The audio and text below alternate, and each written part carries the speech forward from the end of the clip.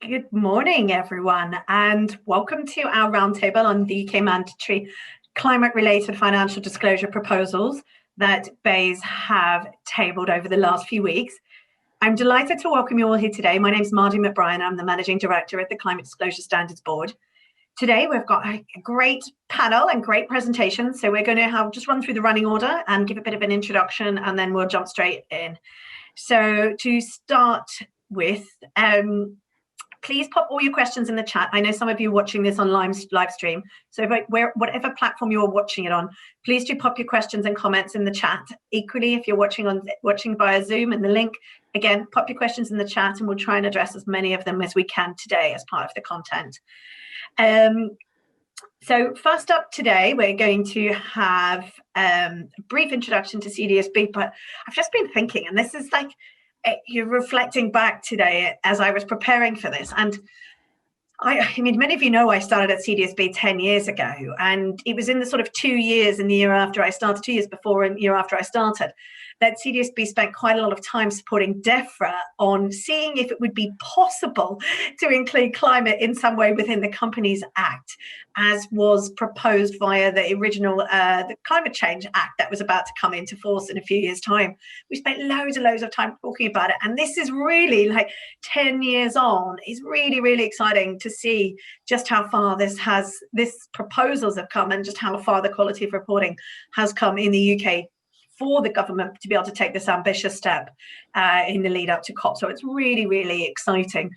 So Cdsb, just for those that don't know us, was set up at the World Economic Forum in 2007, and that was in the absence of an internationally agreed approach to report climate change in the mainstream reporting accounts, and we will really exist in the absence of a large global body doing this work, and that could be someone like the OECD or the IFRS Foundation.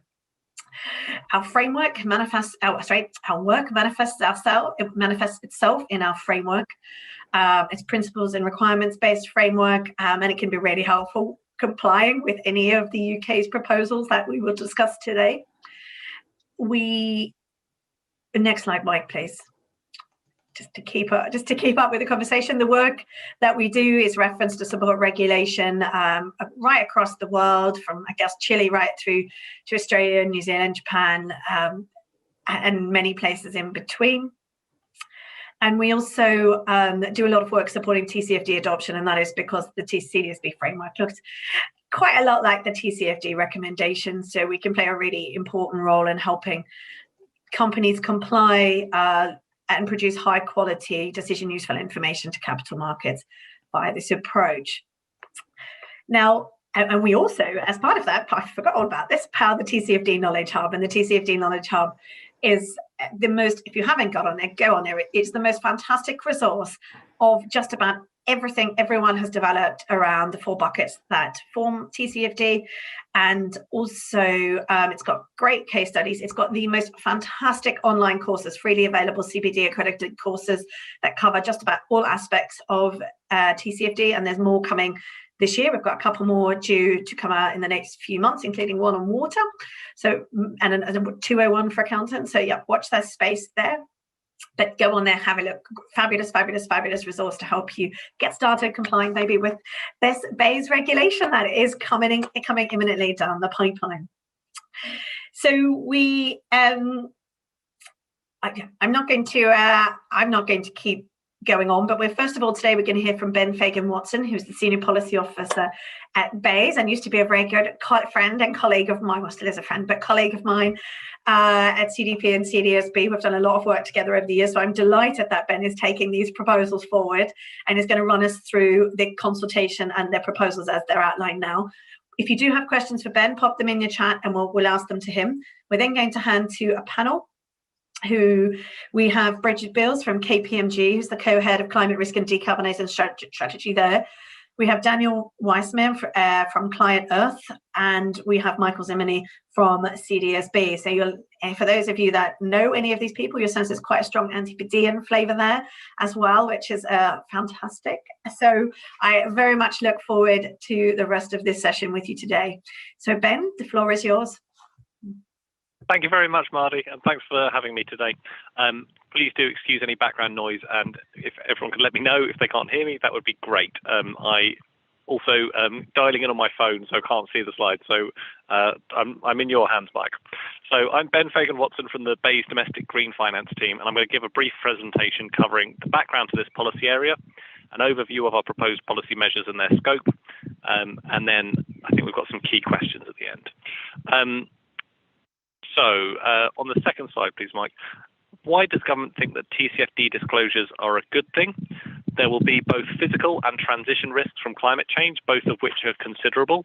So on the slide, you can see the IPCC estimates that there'll be 69 trillion of global financial losses from 2 degrees C of warming. And the Bank of England estimates show that the UK is exposed to sectors that will be affected by a transition to a net zero economy. We believe that Tcfd will expose those climate-related risks as well as climate-related opportunities. The UK government's view is also that while the number of Tcfd disclosures is growing and their quality is gradually increasing, regulatory action is needed to boost the quantity and quality of disclosures.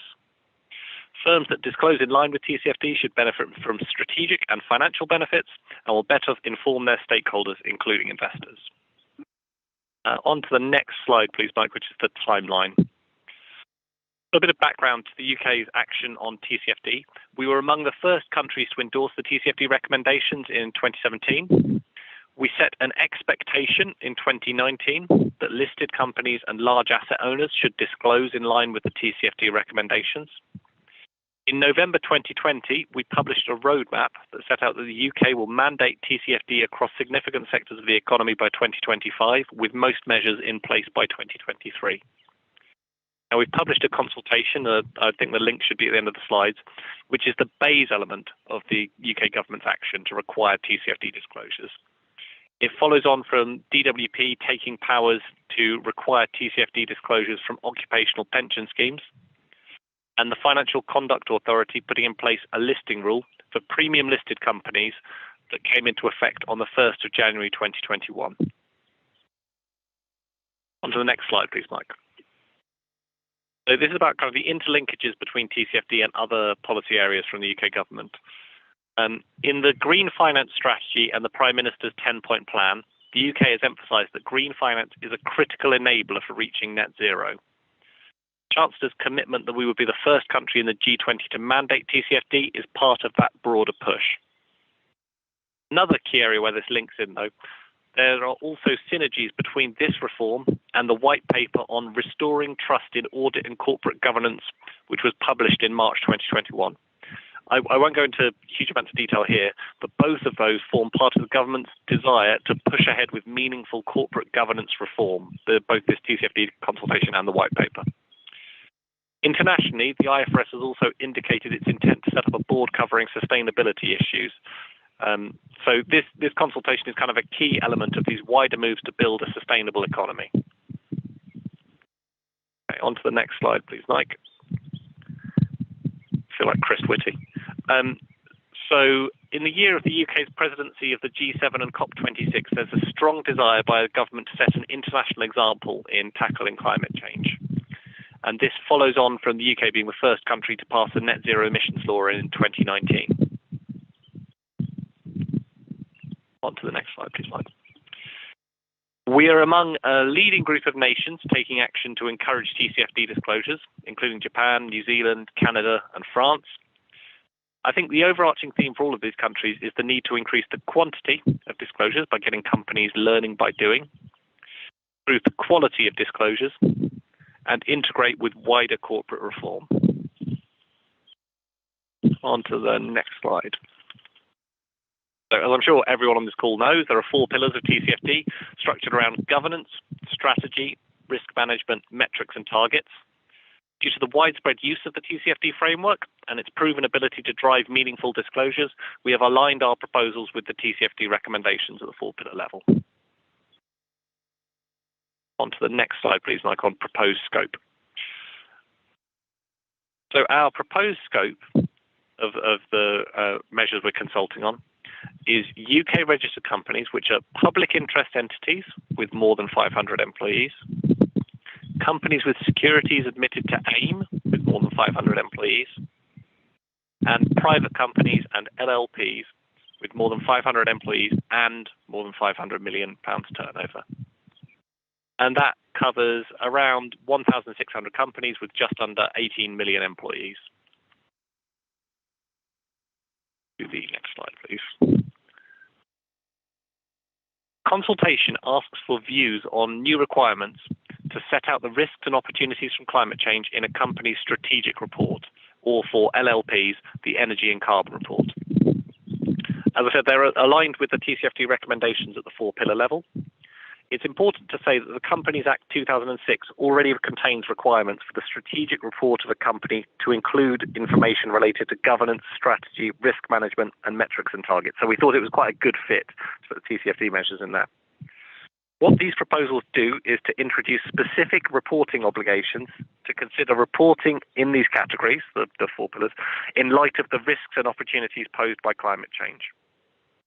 Reporting by companies is expected to be included in the non-financial information statement, or cross-referenced in that statement at least, that is part of the strategic report. And reporting by LLPs may be in the Energy and Carbon Report if a non-financial information statement is not required. Can I just check the audio quality is okay? We can hear you loud and clear. Okay. Thank you. In the consultation, we have set out what we think the companies in scope should disclose against each of the 4 pillars, which you can hopefully see on the slides. So under governance, there's the governance arrangements to identify and manage risks and opportunities arising from climate change. Who has operational responsibility for climate change? And for the audit committee, if a company has one, whether climate change is a matter considered by that company's audit committee. Under strategy, we're asking for a description of the company's business model and strategy, and how that may be changed in response to climate change. The principal risks and opportunities, including material financial risks and opportunities relating to transition risk, physical risk, and regulatory risk. And a description of the KPIs relevant to the entity's exposure to climate change. I should also say that the strategic report has a kind of materiality filter built in. So you're only supposed to put material information in there anyway. So I think that fits quite well with the TCFD requirement that you put in material information related to climate change. Final thing to say on this slide, on scenario analysis, in the consultation, we have proposed there will be no requirement on companies to produce scenario analysis, although it will be encouraged. The government recognises this is one of the most challenging areas of the TCFD recommendations, and while some companies are quickly developing capabilities in this area, there remains a significant skill and expertise gap for many. Okay, on to the next slide, please, Mike, on enforcement. The other key area that the consultation asks for views is how the proposals will be reflected in UK law and enforced. In short, we propose that the current duties on directors to prepare a strategic report, or for LLPs, the Energy and Carbon Report, is amended to include the new climate-related financial disclosures. The duty to include a strategic report is included in Section 414A of the Companies Act 2006 for certain companies and LLPs, and the strategic report must include a non-financial information statement, which is also Section 414A. Or in the case of LLPs, a description of the principal risks and opportunities facing the LLP. That's modified Section 414C. The Companies Act and relevant LLP regulations already contain general enforcement provisions which deal with the failure to prepare or file the relevant report. These existing provisions will apply to the new duties in connection with climate-related financial disclosures. But as a result, we do not propose at this stage to introduce new monitoring and enforcement powers. And the consultation, there's the live link, hopefully on the final slide, and it will close on the 5th of May at 11:45 in the evening. Please do put in consultation responses. In terms of government processes, we can take views into account if we get formal written submissions. So please do send them in. The more views we get, the better. So please circulate to your networks and encourage everyone to respond. Thanks very much, and I'm very happy to take questions. Thank you, Ben. That was really comprehensive run through. There was a lot covered there. So if anyone has any questions, and just so you know, this is being recorded, it will be available afterwards, so you can access the slides and listen to Ben again if there was any points you didn't quite catch, or any points from our panelists that you'd like to reflect on later on. So please do let us know. I had one very quick question for you, Ben. Will government in time consider extending the scope of the scope outlined in the consultation to a broader group of companies? So, for example, similar to DWP's approach to the pensions sector.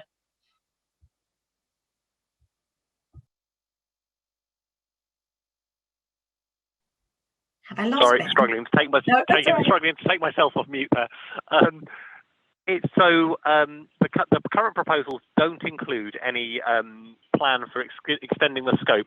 We have committed to conducting a review of the regulations in 2023, and I also think it's worth pointing out that the UK has been a strong supporter of the development of international standards in this space. So we published a statement supporting the IFRS proposals to set up a sustainability standards board, and we're very interested to see where the development of those international standards goes. Obviously, we will have to assess if they're appropriate to the UK and so on once they're set up, and kind of look at a mechanism by which they'd be brought into the UK. But there is a possibility that in the future we would look at those international standards as well and how they might be applied. So we haven't committed to anything in terms of extending the scope, but there is that review point in 2023, and also in terms of the content, we're interested in the development of international standards in this space. Ben, one more question on this. Will this be part of an integrated annual report and accounts, or will this be a standalone report? This will be integrated, so it's being required in the strategic report and in the energy and carbon report, which form a key part of the annual report and accounts. You know, it's within the main body of annual report and accounts, which is coherent with the TCFD recommendations. Again, on all these points, in terms of the scope and the content of the regulations and their location and so on, we are seeking views on this. There are explicit questions on these points in the consultation. Please do let us know if you think we've got it right or we've got it wrong. We really would value input. Thanks, Ben. That was a really great, that was a good answer. I had said this could be a blessing from my side, the death of the standalone TCFD report that we keep getting sent into the Cdsb Secretariat. It might, it might just help and nudge people along to really think about TCFD as being truly integrated across business processes and into reporting. Yes. Mind if I actually just come on that quickly? Just to say, we're going to require that the key points are covered off to meet the regulations within the strategic report or the energy and carbon report. There is the possibility that if people have, a 100-page report that they want to cross-reference to or something, you could always cross-reference to it from within that and say you want to, there's more information available outside of the main body of the report and accounts. However, we will be expecting people to tick off those main regulatory requirements within the body of the report and accounts. Thanks. Sorry for interrupting. No, not at all. That makes complete sense. And I love a breadcrumb trail back to a more comprehensive set of information, Ben. So I love that. We have a couple more. They're coming in thick and fast now. With regards to your proposed requirements for risk management, how do you propose to measure or mark performance around financially material risk? And more importantly, how are companies to measure material risks for their planned transition pathway if there are no likely sectorial impacts identified? Sorry, that's a tough one. No, that's fine. So in terms of materiality, it is left to the companies to determine what they think is material filing in terms of what's in the strategic report already and will be for these new duties. So if companies genuinely believe that they don't think they're going to be impacted by climate change, then I guess it's not material, and they should a simple explanation of that in their annual report and accounts will be sufficient. However, we're covering 1,600 of the most economically significant companies that are UK registered. I would be quite surprised if that was the case for any of them. When we're talking about companies with more than 500 employees in terms of PIEs and AIM-listed companies, or companies which have more than 500 employees and 500 million turnover for private companies and LLPs, they're going to be quite significant. I would expect that there will at least be some kind of impact on climate change, from climate change on their risks or their opportunities. I agree, Ben, and I think that's the last question for you before I'll turn it over to our panel, and I'll start to embed some of these questions and challenge this talented bunch to see if they can help us out. So last question, why is no further action being taken on enforcement? So it's a good question. So firstly, there are existing duties on what's required in the strategic report. So there's already enforcement mechanisms in place. If in terms of the preparing and filing the strategic report, and in terms of the oversight of the FRC, the existing enforcement regime will stand. So the UK government considers the enforcement on the strategic report is adequate at the moment, so that will continue. Also, we are limited in what we can do within these particular set of reforms because we are carrying out these changes via a statutory instrument, what's called secondary legislation, which means we have to use existing powers under the Companies Act. So we have powers to put in place new reporting requirements. However, we couldn't change the kind of enforcement regime as part of that statutory instrument. However, there is a wider programme of reform going on, and that white paper which I referred to earlier about restoring trust in corporate governance and audit, that has proposals for changing the way that the FRC operates, for example, and responds to various the Bryden recommendations and others for recommendation about kind of changes to the audit profession more broadly. So there will be a wider process of reform going on, and the information that we gather as part of this consultation, the reason we're asking these questions is that information will feed through into those wider reforms where considerations about enforcement will be taken into account. Thank you, Ben. And although I said that was your last question, I have another very relevant one here that I think I might throw at you. Will a digital taxonomy be considered, Ben? And I've been talking about climate change and XBRL and taxonomies for almost as long as I've been in this job, so you can't be surprised by that. Are we thinking digital taxonomy, or what are we thinking when it comes to machine reading this data? Oh, that is a good question. So it wouldn't be in our existing reforms. I believe that there's something on that in the wider white paper. I may be mistaken. Apologies. It's not my core area. I believe that the Companies House have got a digital taxonomy for Tcfd. Sorry, it's not my specialist area. I think probably I'd be better coming back on that rather than riffing on something that I'm not quite sure about. No, but thank you for trying. And I think there is something in the wider proposals, Ben. I think I remember reading that. So we look it up, and I've clocked who it is that said it, and Cdsb will get back to you.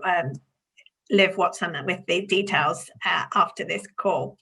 So now, without further ado, I'm going to hand it across. I'm chairing this roundtable, and I'm going to pose some questions to our fabulous panel here. So those of you that haven't met our panelists before, I'm just going to quickly give you a few headlines so you know what sort of questions to start throwing at this lot and putting in the chat while I ask them a few leading ones to start with.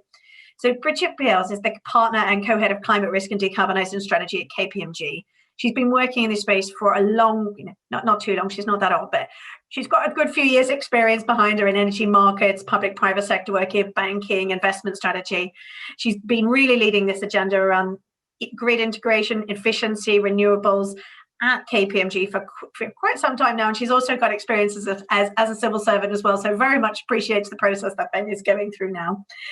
So Daniel Wiseman is a lawyer at Client Earth. Daniel's been working in a number of big legal firms in Australia, the UK, and North America, has a great range of qualification. But most interesting, Daniel has recently, with his team, published a report that's really kicked the tires and look at how companies are currently reporting in line with the Companies Act here in the UK. So he's got some really good first-hand insights into what good reporting and what reporting might not be so good here from a UK perspective, which I think would be really great to reflect upon, Daniel, if we can, as we go through the questions today. And I hope you're full of these nuggets of information that you have from that report, because it is fantastic, and please do plug it so everyone here can go and read it. And we're also joined by my very esteemed colleague, Michael Zimmerny. And Mike leads on all of our policy and external affairs work at Cdsb, and is also a member of the UK's Financial Reporting Council's advisory stakeholder panel. And so he has lots of insights also from the enforcement perspective, but globally on policies and how they're implemented and where they do work and don't work, and etc. So we've got a good group here. So again, questions in the chat, please, and I'm going to try and get to as many as I can. But first, to start off with, we always hear, and I'm going to put this one to Daniel first, then Bridget, and then Mike, if you've got anything you want to come on, if we could go on that order. The consultation broadens the scope of the companies captured under the requirement. Do you think this is, is this scope right for the UK? Should it be bigger, smaller? what do you think? Is it going to get what it, is it going to do with that scope what we need it to do? Thanks, Marty. I hope everybody can hear me. But so I think the scope breadth is actually a real improvement from what we have at the moment, particularly around how companies are reporting climate change related risks. We've historically in our work focused particularly on what listed companies are doing. And we've seen that the FCA has come out with their new expectations around premium listed companies. So it's, from our perspective, really positive that the scope here is broadened out quite significantly. We conducted, as Marty mentioned, a review of company reports last year of the largest 250 listed companies, and we split our analysis between the FTSE 100 and companies in the FTSE 250, and we saw a huge discrepancy between the quality and amount of disclosures by companies in the FTSE 100 compared to the rest of the listed market. And we think that's a really significant gap, and so it's really positive to see the scope being broadened here to cover a larger range of listed companies, but also private companies and LLPs. So I think it would be great to see it expand over time, but initially this is an improvement from our perspective. Bridget, disagree, agree, go harder, faster? What are your thoughts? I mean, I agree. I think it's a really positive direction of travel. I think it's really hard for users of these accounts to make really informed decisions when you're really just talking about a very small subset of the sort of corporate population who are reporting. And I think particularly when it comes to the use of that information for things like banking and insurance, having this pertaining to a much wider sort of community is incredibly important. Obviously we want to protect the financial system from that sort of systemic collapse, and having that information available for them to really understand and start to evolve their business models at pace in line with this wider transition is good for everybody. It's good for the global economy. It's good for our businesses as well. And incredibly important in all of this. And I think something that's often lost sight of is with this transition, there is huge opportunity and encouraging businesses to really embrace that rather than sort of waiting for the inevitable shocks, I think is an incredibly important part of what we're trying to facilitate. So I think we've got that balance right. So Bridget, quickly, just as a question in the chat, which I think you and Mike can answer, so I'm going to throw it at you straight away. How will the BEIS, and it's regulations, not guidelines, so these are proposed regulations that BEIS have, assist investors in understanding the quality of TCFD disclosures made by corporates? Yeah, and that's a good question, because there's meeting the TCFD disclosure requirements, and then there's meeting the strategic intent of the TCFD, and those two things are very different by nature in terms of the quality of what's being done behind that disclosure. And what we always say to our clients is, it's called disclosure, but the TCFD is really about strategic risk and opportunity. So I think from our perspective, it's important that we maintain the focus across the 11 recommendations, because that puts a little bit more structure around some of the activities that are occurring within companies to actually get to that kind of more strategic approach to the TCFD, which is the sort of pot of gold at the end of the rainbow, so to speak. But I think, also looking to some of the TCFD guidance and some of that wider information that's available is going to be really important for companies to get to that right place. I don't think it's the place of the regulations to be prescriptive, particularly when it comes to comply or explain. But there is a wealth of information. You showed us the TCFD hub earlier. There's a wealth of information for companies, and I think it's important to embrace all of that as you sort of plan that response and break it down into sort of bite-sized chunks. I always talk about eating the elephant. It's terribly cliche, but lots of companies get sort of that deer in the headlights moment of, oh my gosh, there's so much to do. I think it's important just to break it into chunks and start moving forward, rather than just sort of getting lost in the immenseness of it. I couldn't agree more. I often talk about setting out a roadmap. Don't panic, write down a roadmap, make your list, and then get started like you do with everything. Mike, do you want to come in on any of those two questions before I fly one back at Daniel? Sure. Well, I think everything has been said on the scope already. One element to add to that is the coherence of the various requirements. So, you know, BEIS is as we understand, is keen to make sure that this fits and evolves existing requirements rather than sort of puts in new things, new elements as much as possible. But it is sort of perhaps a slightly new way of cutting the market up in a certain way, and I think that's always can be a bit of a point of confusion for the market. So being very careful about how that's done and how that's explained was going to be very important. Even back in 2013, when the first amendments came into the Companies Act, we had a lot of questions around am I covered under this or not, or how do I find out? And I think businesses are much more experienced in this respect, but I think it is going to be a key element to keep in mind. And I think on the question that was asked, I completely agree with what Bridget said.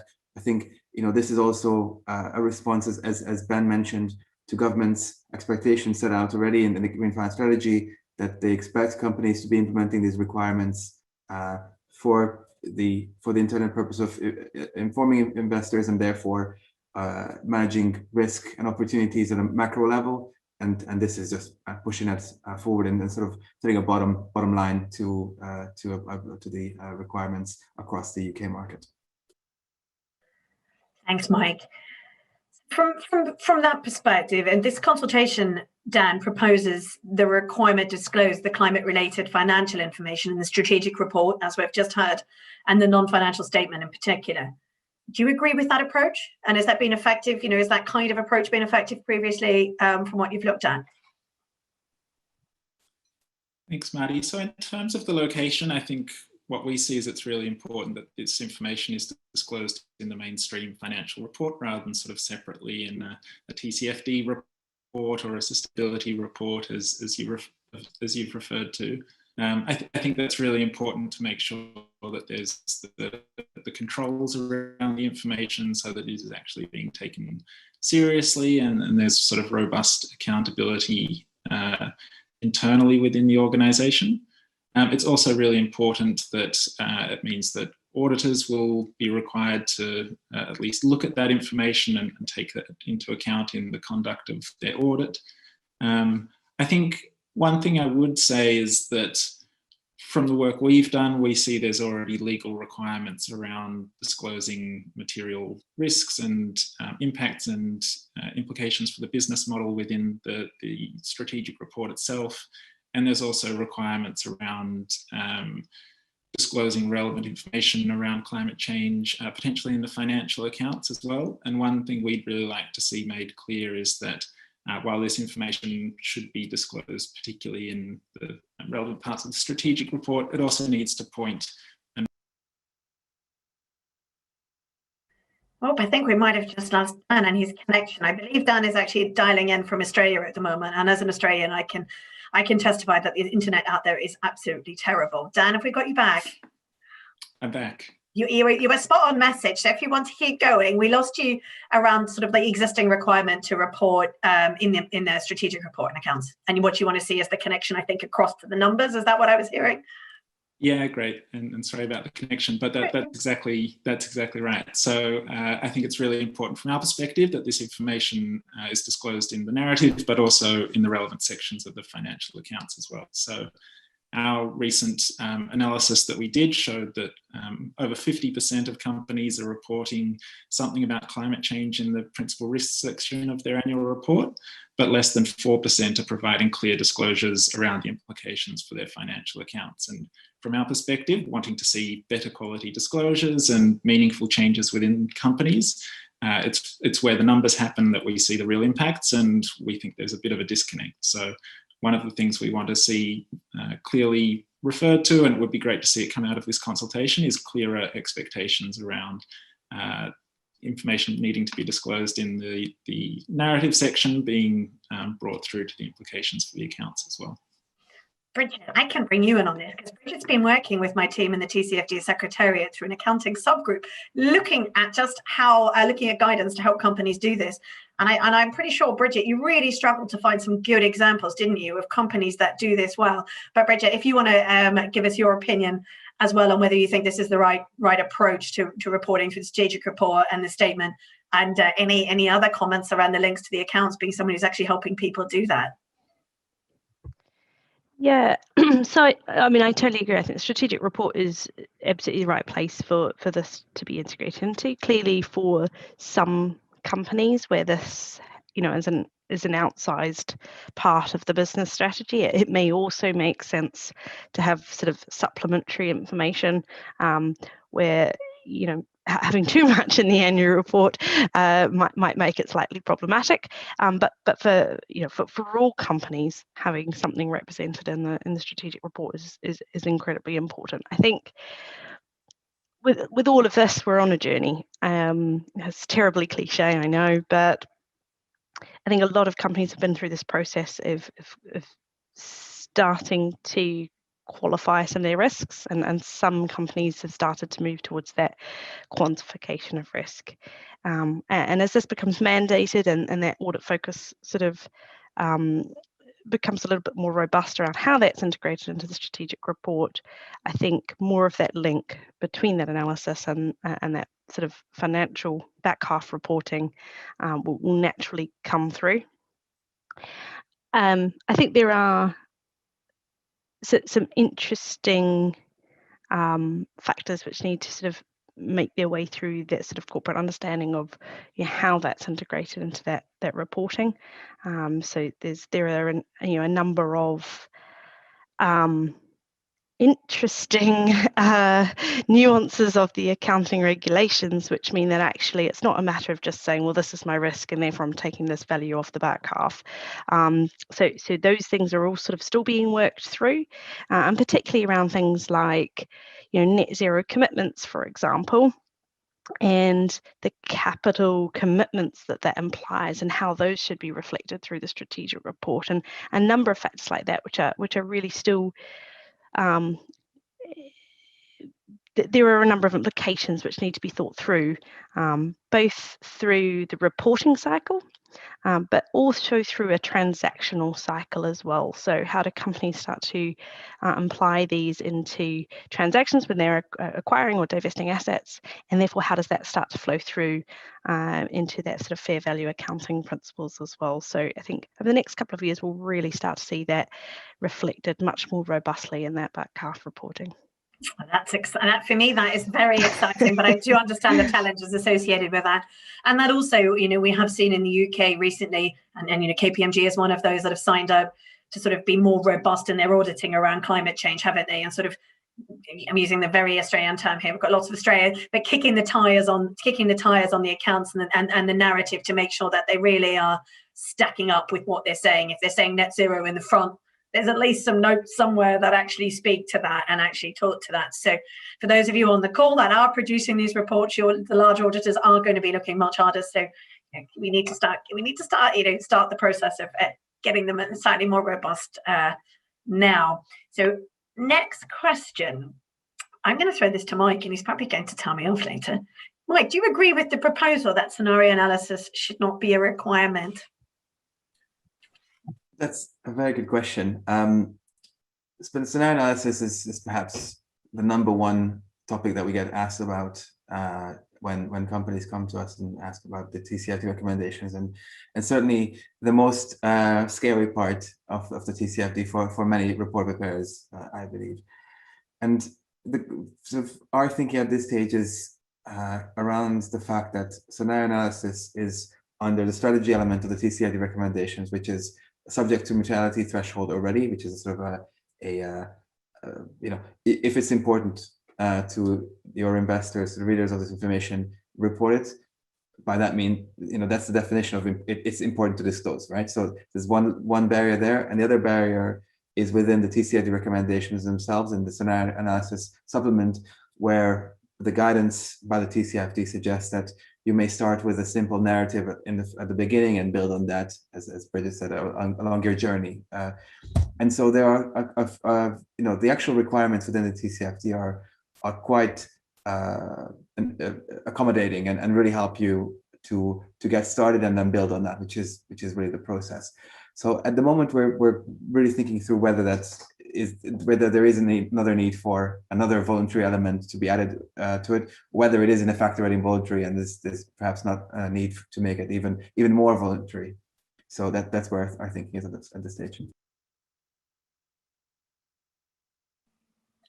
Thanks, Mike. Bridget or Dan, do you have any opinions on scenario analysis that you'd like to share? I can come in quickly in terms of, I guess, the content of the proposed requirements. From our perspective, I think it's a bit disappointing to see that the proposal at the moment just covers the 4 pillars of the TCFD requirements rather than reflecting the 11 separate recommended disclosures which are in the TCFD, which we think would be much more helpful both for companies and investors to have the clear framework, which I think has been the one that is being adopted generally and would make more sense to keep that consistent in the regulations here. And I think I'd also pick up Mike's point about the materiality question, because while there's these disclosures which are being required here, there's also the overarching requirements on companies to disclose material information, and to the extent that that includes climate change related information, including scenario analysis, we think there's a good argument to be made that that information is already material in many cases because of the clear investor demand for it. So there may be some challenges for companies and some uncertainty if, on one hand, the new regulations say it's just the 4 pillars, but investors are asking for the 11 recommendations and saying that's material. So in our view, it'd be much clearer and simpler both for investors and for companies for it to be the whole suite of recommendations and including scenario analysis as well. Thank you. Bridget, do you want to add? Yeah, I mean, I think the only thing I'd add, I mean, I understand why they haven't made a specific requirement for scenario analysis, but in our experience, it's very difficult to appropriately and adequately assess those risks and opportunities without doing some form of scenario analysis.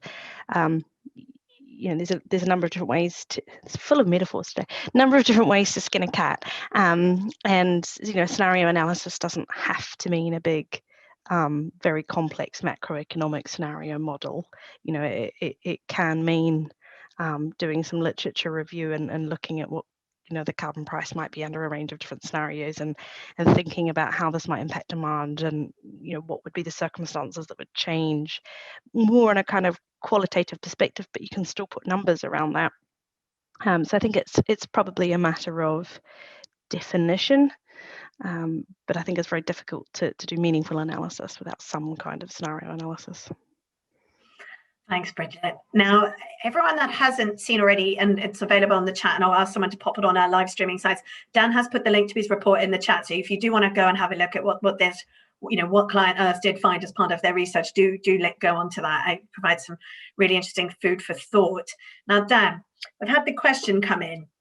So who's doing reporting? And you can tell me this from your report, Bridget. I'm sure you'll have examples, as will you, Mike. So I'd love to hear them. And this is a question we get all the time in the Cdsb. So I cannot tell you. Who's doing it well? Who's can I go to copy? What does it look like? Dan, who's doing it well? It's a good question. And I think one of the challenges increasingly is determining what best practice is around climate change related reporting and keeping up with the different approaches. I think from our research, not surprisingly, the companies that at least disclosed the most detailed information and the most sort of the biggest quantity of information are those that have been the focus of investor engagement over the last 5-10 years, particularly the large oil and gas companies and the diversified mining companies. The banks, many of them include now quite detailed information about climate change. Many of them use the TCFD framework. Increasingly, many are disclosing not just against the TCFD framework, but a Paris-aligned or net zero strategy. And from our perspective, we see that as the new frontier, really. The TCFD framework is now, as far as we're concerned, the baseline benchmark, and what constitutes good disclosure is much more around targets and information about how those are or aren't being met. And I think that's definitely what we see as being what investors are wanting and what we're wanting to see. I think the challenge with all of that is we can assess the quantity of information that companies are disclosing. I think assessing the quality and adequacy and accuracy of that is much more difficult. And I think I think the whole point of this disclosure is that it allows investors and other stakeholders to sort of analyze that and really start to turn the heat up on companies around the quality of their disclosure as well. And so I think there are now good examples to choose from, and it's those sort of high profile companies that are setting the benchmark, but there's also a very, very significant gap to probably the majority of the market, and many companies still failing to disclose any information at all. So there's a whole sort of a large percentage of the largest companies that haven't even got to the starting blocks yet. And for us, that's one of the real concerns. Thank you. Well dodged on actually listing a company name, but absolutely makes sense, everything you said. Bridget. I mean, I totally agree with Dan. I think a number of banks, insurers, you know, some of the oil and gas majors, mining companies, you know, and a few of the sort of FMCG, fast-moving consumer goods companies as well, really starting to get to that sort of the top tier of reporting. I think I would to Dan's point, I think the challenge is that is anybody absolutely at the cutting edge today in terms of, you know, what we were speaking about having, you know, your risk clearly linked to your strategy, clearly linked into your back half. I would argue nobody ticks all of those boxes today in terms of absolute best practice, but certainly that group are moving in that direction quite rapidly, with a very wide gap through to much of the sort of FTSE 350 at the moment, where I think there's a lot more of that kind of well, it's a disclosure issue kind of mentality, but that is changing too. We're asked to come and speak at board meetings of you know, across the FTSE most weeks, where it is really rapidly moving up that agenda, and particularly as sort of things like the TCFD and the net zero sort of ethos start to meet things like, you know, the carbon border adjustment mechanism, the EU taxonomy, you know, the what I would call kind of unknown unknowns for much of corporate UK at the moment is that they've kind of heard these terms rattling around and they don't really know what they are or what the implications are. I think the amalgamation of that climate regulation is really starting to drive a much sort of bigger awareness of what those potential implications might be. Mike, are you going to help us out here? Are you going to go so far as to name anyone? Yes, we've been, you know, obviously, but a big part of Cdsb's research is to read a lot of reports from cover to cover as well, and we haven't done as much of an in-depth review of the UK as Klein Earth has this year, but we have looked at a couple. I very much agree with Bridget's points. You know, there isn't a fully, you know, a perfect report, but that's you know, that's part of the process. But there are elements of evolving a good disclosure. So and there's I'd name two examples to look at in terms of governance. I would look at SSE's report. There are some interesting elements, and one report that we particularly found interesting is around climate-related financial disclosures. So the F of the TCFD, which is Landsec's report. So if you look at their metrics, there are some interesting developments. And if I may, I was also looking at the LinkedIn live feed. There were lots of people there, and there's a question around any institutions who use scenario analysis at the moment as part of the risk analysis. And obviously looking at their reporting, the internal joke is the investors that begin with A. So AXA, Aviva, and Allianz. So those three have some interesting elements to look at as well. So again, it's all evolving practice, but certainly have a good examples to look at. And just to say that there is a TCFD handbook that Cdsb and SASB produced a few years ago, which does have elements of the 4 buckets that we think are pretty good in it, that you can go and have a look at. There'll be an updated version released later this year, as well as we're about to launch a TCFD report repository on the TCFD Knowledge Hub, broken down by category of type of report, whether it's integrated into annual report or people still do standalone, just so others can get inspired by other people's efforts and start to really address that. What does it look like? What are other people doing? Question. So next question from me, this one to Bridget, and maybe I can help you at the end. Do you think TCFD disclosures are going to lead to changes in the shape of traditional accounting? Oh, Marty, it's Ben here. Just wanted to say, as I can't raise my hand, sorry. I'm very happy to come back on some of these points at the end, if that would be helpful. Oh, please do, Ben. Please pipe up anytime you like. I feel bad throwing the civil servant out. The civil servant, and very happy to have you. So yes. Should we do it after this one? Let you guys tackle this first. Lovely, Bridget. Over to you. TCFD lead to changes in the shape of traditional accounting.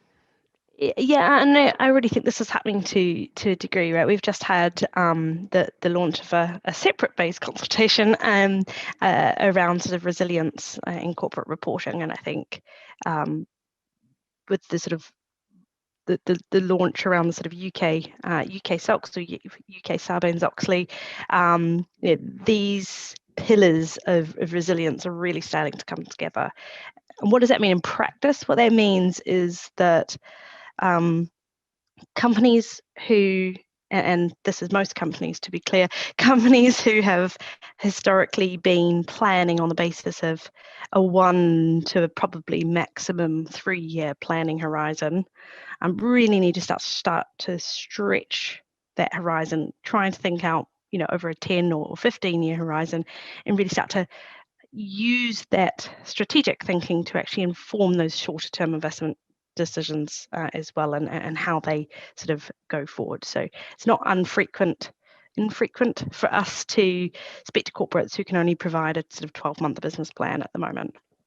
But in this kind of, we talk about this being the biggest economic shift since the Industrial Revolution.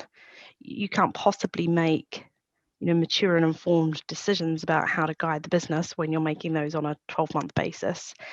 You've got to be factoring in long-term consumer trends, long-term carbon prices into those, into those capex cycles and things like that. Otherwise, you will be, left sort of reactive rather than proactive. It's really trying hard not to use a metaphor there. Being reactive rather than proactive, and so this is really about taking control, and being able to directionally shift your business to capitalize on those sort of changes as they come down the line. So I think inevitably that's going to change the corporate reporting landscape. I agree, Bridget, and also Ben touched on earlier, and the Global Sustainability Standards Board sort of being driven by the IFRS and this global approach. And what we do know from all of that that's being published is that it is going to start from and build off TCFD. And so you can imagine stronger links between things like the ISB's conceptual framework to the development of that process, for example. So yeah, I do think this is going to have a shift in the future. Now, Ben, I want to bring you in before one last question to the panel. So Ben, please do come in and answer the questions. Thanks, Marty. So just quickly covering some of the points which have come up so far. Scenario analysis, thank you very much. Really useful feedback. Please do submit as part of written response. I urge everyone listening on the call to send in their views. In terms of the simplicity of scopes of who's captured, we considered various options which are set out in the impact assessment, as well as our thinking around why we've gone with our preferred option. But again, would really welcome views around that. And just to flag that in the wider white paper that's out on corporate governance and audit, there's proposals around a revised definition of public interest entities, which, in future, it may make sense to align these scopes. We'd welcome feedback on that kind of revised definition of PIEs as well. On the connection between the narrative and the financial elements in the report, there are existing requirements for auditors to ensure that the annual report and accounts is coherent, across the whole piece. So what's in the front end matches up with what's in the back end. But again, that wider consultation has proposals around reform of audit. Please do feed in there. And the final thing, in terms of implementation, our current proposal is to put out the regulatory requirements, the 4 pillars level, and then alongside that to put out a non-binding Q&A piece of guidance to help people comply with these regulations. Would really welcome views on that, because this is a very crowded space. There's stuff from the Tcfd Secretariat, there's guidance from the Climate Financial Risk Forum, which was assembled by the Bank of England and the Financial Conduct Authority, and there's all of the excellent resources available on the Tcfd hub. So we don't want to kind of duplicate what's out there, but views on the best way of implementing this so it's most effective and most useful for companies would be really, really appreciated. Thank you, Ben. And I can say you can never have too much guidance on this at the moment. I must say that it's an area. I mean, I think signposting works well, but I would definitely get back to you on the. We'll definitely come back to you on the guidance element in our consultation response. So we have 3 minutes left, and I just want to ask one very quick question of Daniel, Bridget, and Michael. So the intention of these proposals is to allow investors, government, and others to assess climate-related risks and opportunities the business are facing. Do we think this is going to work in practice? Do these proposals stack up? Will they deliver? Dan first, then Bridget. Mike, please. Thanks. I think additional to the other comments I've already made, the 2 last things I'd say, which I think would make a real difference and would help improve these proposals and really drive the practice forward.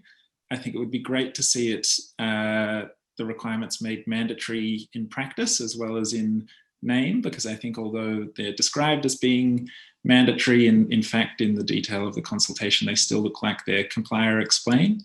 And I think that leads to confusion and delay, and will slow things down significantly if there's just not a clear signal that everybody has to do this now. This information's material.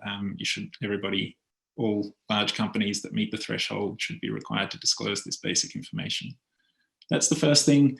And then the second point I would mention is that I know it's perhaps not within the scope of this consultation directly, but we think there's real issues around enforcement, and the existing enforcement regime leaves significant gaps for companies to disclose poor quality information and avoid providing investors with the material information that they expect. And there are some existing requirements, but they're not they don't provide enough powers for the FRC and the FCA, and the FRC and the FCA don't have the resources to use them. So we have significant concerns about greenwash under the existing laws, and we don't think these proposals necessarily take that much further. So they're the 2 additional things we'd really like to see to make these developments stick. Clarity on apply, explain, and enforcement and powers and teeth for the FCA and the FRC, please. Bridget. Yeah, I think the challenging part here is getting the market to move almost in tandem around some of these issues. We've talked about this big gap that's emerging between the leaders and the sort of fast followers, if you will, but there's probably a third group there, which are the sort of significant laggards, and it's very difficult for the market to use some accounts in isolation to define an approach to the whole market, and so it's not a fully fledged thought in my mind, but I think the real challenge here is how can we provide more of that more of the stick, more of the incentive, but more what does good look like into the market to really help bring that sort of bottom end up to meet that sort of top end of the market. I think that's a really crucial challenge that we see sort of on the ground every single day. We've got lots of clients trying to understand how to invest in or lend to a variety of companies across the market, but there's just very, very little information. And those corporates, of course, themselves are not necessarily able to then seize on those opportunities and mitigate those risks as well. So I think it's really crucial that we bring that bottom end up to meet that top end of the market. So capacity building and helping to really shift up up the bottom end, and they are the ones that do need our support, and we really are trying to do a bit of that at CDSB. Mike, the final word is all yours. Completely agree with what was said before. Last point to add is we need to make sure that the market understands the purpose behind these requirements. So they are a requirement by government, but there is a reason why they're coming in, and they're not just a list of things you must disclose. But as Bridget said, it's about connecting that information and talking about how you're managing those risks, how you're taking those opportunities and pushing the the market and the planet forward as well. So the purpose is going to be very important, and we need to be, as all of us on this line, we'll need to make sure to communicate that and remind everyone who's busy writing those reports about this fact. Thank you, Mike. And my apologies, I have run a few minutes over, everyone. There are still lots more questions we haven't answered, so we will do our best to get some answers to those up on the website with the recording as well in the coming days. So firstly, thank you very much to Ben, who's come off holidays today to help out. Dan, Bridget, and Mike, thank you so much. This was very, very interesting. I think we could have gone for 2 hours probably and not actually got to the end of the questions or people's interest in this topic. I urge you all to respond to the consultation. It's a very, very important consultation. Feed your views in. And if at any point in time, you feel like you need some inspiration or you want to talk to someone, I'd urge you to get in touch with Mike in the CDSB Secretariat. It's a topic of personal interest to him, and he'd be very happy to exchange views, as I'm sure with the other panelists. So again, thank you very much, everyone, for joining us today. Again, a huge thank you to our panelists, and I look forward to talking to you all again very soon. Thank you.